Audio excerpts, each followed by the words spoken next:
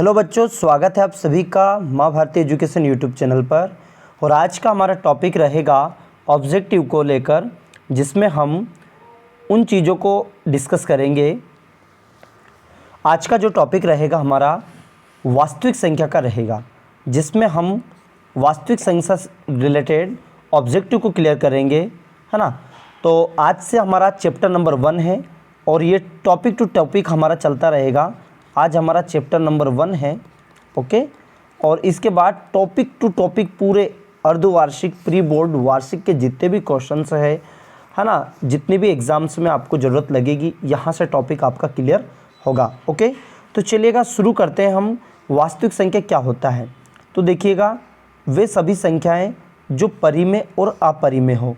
परिमेय यानी कि परिमेय और अपरिमेय, परिमेय और अपरिमेय के कॉम्बिनेशन को वास्तविक संख्या कहते हैं।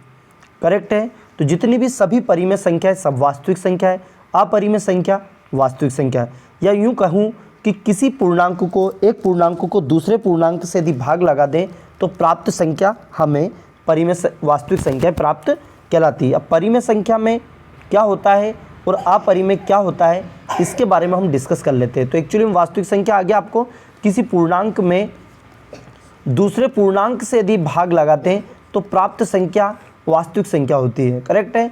अब इसमें या तो परिमेय संख्या प्राप्त होगी या आपको अपरिमेय संख्या प्राप्त होगी। देखिए, एक पूर्णांक में दूसरे पूर्णांक से भाग लगाएंगे तो या तो परिमेय प्राप्त होगी या अपरिमेय। तो परिमेय संख्या क्या होता है, अपरिमेय संख्या क्या होता है, इसको हम डिस्कस कर लेते हैं। इसके बाद हम ऑब्जेक्टिव को करेक्ट करेंगे, ठीक है। तो चलिएगा, पहला है आपका परिमेय संख्या। तो परिमेय संख्या क्या होता है कि जिसे हम P/Q के रूप में व्यक्त कर सकते हैं, जिसे P/Q के रूप में व्यक्त कर सकते हैं। And Q is not equal to 0, ये दिया गया है। इसका मतलब क्या है? परिमेय संख्या का मतलब है जिसे हम P/Q के रूप में रिप्रेजेंट कर सकते हैं, P/Q के रूप में लिख सकते हैं, उसे परिमेय संख्या कहते हैं। और Q is not equal to 0, ये पूरी चीज़ें लिखना, जो मैं बोल रहा हूँ इसको लिखना भी है, ओके। तो परिमेय संख्या का मतलब समझ में आ गया। जैसे मैंने लिख दिया 3/4 एक परिमेय संख्या है, 4/5 एक परिमेय संख्या जी, यानी कि जिसे हम P/Q के रूप में व्यक्त कर सकते हैं। ये Q का मतलब क्या है कि Q के बराबर 0 नहीं होना चाहिए, Q के बराबर 0 नहीं होना चाहिए। आई होप ये क्लियर आपको समझ में आया होगा। चलिएगा, अब देख लेते हैं अपरिमेय संख्या, ओके। चलेगा, अपरिमेय संख्या को भी देख लेते हैं हम क्लियर।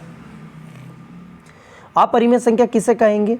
जिसे हम P/Q के रूप में व्यक्त नहीं कर सकते हैं, जिसे P/Q के रूप में व्यक्त नहीं कर सकते हैं उसे अपरिमेय संख्या कहते हैं। जैसे √2, √3, है ना, √5, √7, ये सभी क्या हैं? अपरिमेय संख्या है। तो अपरिमेय संख्या का मतलब समझ में आ गया होगा आपको। तो जो भी संख्या रूट से बाहर नहीं आ सकती, सिंपल सी डेफिनेशन में आप कर सकते हैं। निम्नलिखित में से आपको क्वेश्चन आएगा, निम्नलिखित में से कौन सी अपरिमेय संख्या, निम्नलिखित में से कौन सी परिमेय संख्या।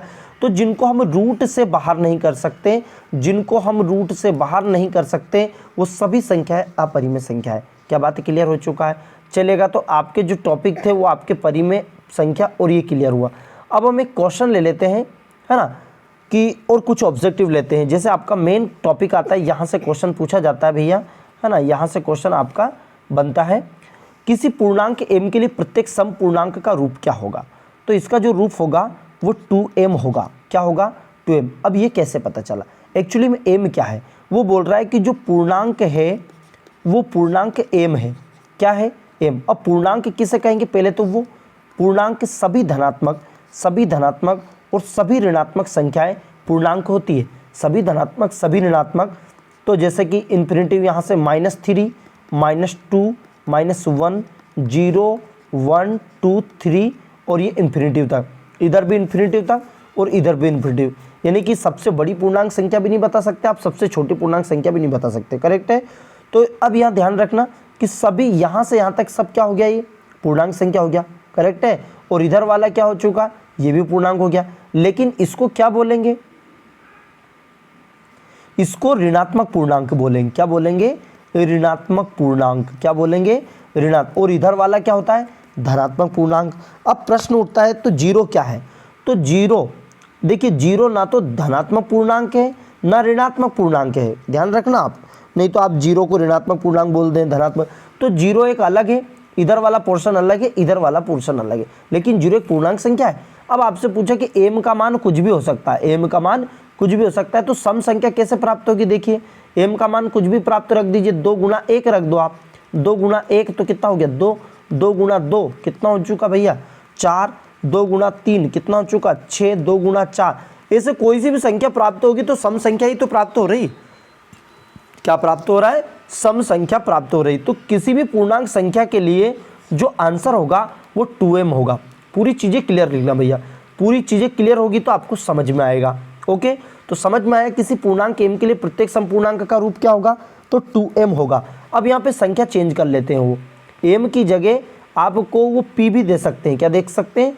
p, q कुछ भी दे सकते हैं। तो यदि p दे तो 2p हो जाएगा, q दे तो 2q हो जाएगा। क्लियर लिख दोगे आप, 2q हो जाएगा। ठीक है, चलेगा। नेक्स्ट क्वेश्चन आगे लिखा है कि किसी पूर्णांक m के लिए प्रत्येक विषम पूर्णांक का रूप क्या होगा? अब पूर्णांक का जो रूप होता है वो 2m + 1 होता है। यदि इसकी जगह q आ जाए तो 2q + 1 होगा, या मान लीजिए इसकी जगह p आ जाए तो 2p + 1 होगा। I hope clear. क्यों होगा उसका कारण समझ लीजिएगा कि किसी भी सम संख्या में, किसी भी संख्या में यदि हम प्लस का 1 कर दें तो क्या प्राप्त हो जाएगा भैया? विषम संख्या प्राप्त हो गया। चलिएगा देख लेते हैं। जैसा कि मान लीजिए कि आप m का मान 1 रख रहे हैं तो क्या हो जाएगा 2 गुना 1 + 1, 2 एकम 2 और 1 कितना हो चुका 3। 3 क्या है? एक विषम संख्या है, एक विषम पूर्णांक का रूप होगा। आप कोई सा भी रख सकते हैं, m का मान 1 रख सकते हैं, 2 रख सकते हैं, 3 रख सकते हैं, 4 और उसमें प्लस का 1 कर देंगे तो आपको जो संख्या प्राप्त होगी एक विषम पूर्णांक के रूप में प्राप्त होगी। आई होप आपको क्वेश्चन समझ में आया होगा। इनको नोट डाउन करते हुए चलेगा। हमारा टारगेट 30 में से 30 पूरे आने चाहिए भैया, एक भी नंबर कम नहीं होना चाहिए। ओके, चलेगा। क्लियर है? क्वेश्चन है आपका, देखिएगा एलसीएम एचसीएफ से रिलेटेड क्वेश्चन है आपका कि वहाँ बड़ी से बड़ी संख्या ज्ञात कीजिए जिससे 70 और 125 में भाग देने पर, जिससे 70 और 125 में भाग देने पर क्रमशः 5 और 8 शेष बचे। तो क्वेश्चन ये जो बोल रहा है पहले पूरा बेसिक समझ लीजिएगा कि 70 और संख्या 125 है ना। यदि हम किसी संख्या में भाग लगाते हैं तो यहाँ बच जाता है 5 और यहाँ बच जाता है 8। तो जब भी ऐसा क्वेश्चन आए तो पहले घटाना है। 70 में से ये गया तो आपका 5 65 हो गया, 125 में से 8 गया तो कितना बचा 5 और इसमें 3 117 बच गया। अब यहाँ आपको 65 और 117 का एचसीएफ निकालना है। जब भी ऐसे क्वेश्चन आए तो आपको क्या निकालना है? एचसीएफ। तो 65 का हम यदि निकालते हैं तो कितना जाएगा भैया?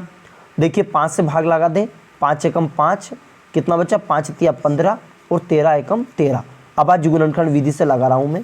अब इस तरीके से 117 में भाग लगा देंगे 3 का, तो 3 तिया 9 और 3 नामे की 27, फिर 3 से 3 एकम 3, 3 तिया 9 और ये 13 एकम 13। ओके, अब एचसीएफ का मतलब आपको पता है कि ऐसे वहाँ संख्या होती है जो दोनों में कॉमन हो, जो दोनों में कॉमन हो। कौन है दोनों में कॉमन? देखिएगा 13 इसमें भी है, 13 इसमें भी है, तो कॉमन संख्या ही तो क्या होती है? एचसीएफ का मतलब क्या होता है? Highest common factor. तो इसका आंसर क्या आ गया? 13 इसका राइट आंसर, अर्थात ये इसका राइट आंसर हो गया। करेक्ट है। एक तो ये तरीका हो गया। दूसरा तरीका क्या है? दूसरा तरीका आपके पास ऑप्शंस रहेंगे। देखिएगा मैंने दिए आपको ऑप्शन 70 और 125, 70 और 125 ऑप्शन दिए आपको मैंने 13, दूसरा दिया आपको 65, ओके, तीसरा आपको दिया मैंने 120 और चौथा दिया 9। ओके, अब एक्चुअली में हुआ क्या यहाँ देखिएगा आप ध्यान से, है ना। अब यहाँ पे यदि मान लीजिए मैं 13 का भाग लगाता हूँ तो 13 पंजे 65 भाग लगाइए, 13 पंजे 65 यदि हम भाग लगा लेते हैं तो क्या प्राप्त होगा वो देखिएगा। 13 का यदि मैं भाग लगाता हूँ तो क्या प्राप्त होगा ये आपका क्लियर आना चाहिए। तो देखो 13 पंजे 65 ये बोल रहा है, 13 पंजे 65, 5 और 65 के बाद 5 शेष बच गया ना, तो प्रश्न ये बोल रहा है कि 5 आपका शेष बच गया। इसी तरीके से 13 का भाग लगाओ यहाँ, देखो 13 देखिए 13 13 13 24 13 24 पूरा बोलना है ना। 13 5 65 63 68 63 91 13 104 93 117, तो 8 शेष बच रहा है। कितना शेष बच गया? 8। आई होप आपको क्वेश्चन समझ में आया होगा। तो यहाँ डायरेक्टली भी आप कर सकते हैं और विदाउट, आपको मैंने दोनों चीज़ें बता दी है। 65 का यदि भाग लगाएंगे देखो 5 तो बच रहा है, लेकिन यहाँ तो बहुत ज़्यादा बच रहा है, तो क्वेश्चन आपका क्लियर समझ में आना चाहिए। यहाँ हमने 3 क्वेश्चन किए हैं और साथ में बेसिक चीज़ों को क्लियर किया है ना भैया। तो ये 10 मिनट की क्लास थी केवल, जिसको आपको लिख लेना है, पूरी कंप्लीट कर लेना है। साथ में आप थोड़ा सा और समझ लीजिएगा, ताकि एलसीएम एचसीएफ का कॉन्सेप्ट आपको समझा देता हूँ, ताकि आपका एक क्लियर हो जाएगा। देखिए यहाँ जो चीज़ ज़रूरत लगी, ताकि अगले जो वीडियो रहेंगे इससे रिलेटेड रहेंगे, एक तो आपका रहेगा लिस्ट कॉमन मल्टीपल। इसका मतलब क्या होता है? लिस्ट कॉमन मल्टीपल, यानी कि छोटी से छोटी संख्या, छोटी से छोटी वहाँ संख्या जिसमें दी गई संख्या का भाग चला जाए। साथ में इसमें ज़रूरत लगेगी आपको एचसीएफ की। एचसीएफ का मतलब होता है हाईएस्ट कॉमन, और ये है फैक्टर, हाईएस्ट कॉमन फैक्टर, मतलब बड़ी से बड़ी संख्या। इसको क्या बोलेंगे? बड़ी से बड़ी संख्या। आई होप ये चीज़ें क्लियर समझ में आई होगी। एलसीएम का मतलब क्या है, एचसीएफ का मतलब क्या है, गुणज क्या है, ये चीज़ें आपको क्लियर समझ में आनी चाहिए, तब जाके टॉपिक बहुत अच्छे समझ में आ जाएगा।